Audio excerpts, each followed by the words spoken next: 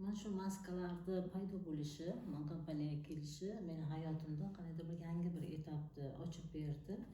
Chunki 55+ bo'lgandan keyin baribir odamda yuzlarida paydo bo'lib kelayotgan ajinlar, qandaydir toliqishlar xohlaysizmi, xohlamaysizmi, o'zroq odamni o'ylantirib qo'yadi.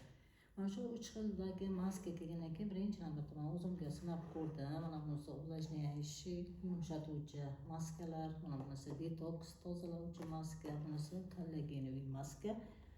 Mana shu maskalar ishlatgandan keyin shu narsani men o'zimga sezdimki, bu nafaqat yuz chiroyliligi, tarangligi, yosharish, men o'zimda ichkarida shunaqa bir hissiyot, shunaqa tuyg'u paydo bo'ldiki, teri ham bir og'rigan va ham toliqishi, charchashi mumkinligini mana shu maskalardan keyin his qildim.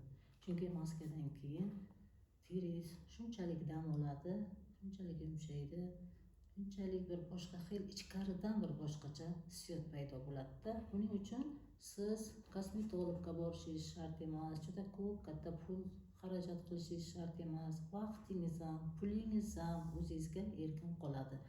Bu maskalar bir-biridan ajoyib, juda katta, juda ham kuchli natija beradi. Mana bu detoksdan keyin odam yuzidagi o'g'rilar, qanaqadir bir og'riqli bolevой tochkalar bo'lsa, mana shular ham hammasi yo'qolib ketadi. Yuzda qanaqadir bir oqarish holati kuzatiladi va bu yuzni juda ham yumshatib, mayin qilib qo'ysa, kollagenovый maskadan keyin ishoning, yuzdagi birorta ajinlar qolmaydi. Mana shu kollagenovый maska ishlatishdan oldin ikkita qoshimning o'rtasida chuqur bir iz bor edi va peshonamda ikkita skladka. Mana shu kollagenovый maskadan keyin mana shu narsalar yo'qolganini his qildim. Va men bu maskalar ishlatib juda ham xursand bo'ldim. Sizlarga ham hammalarga tavsiya qilaman.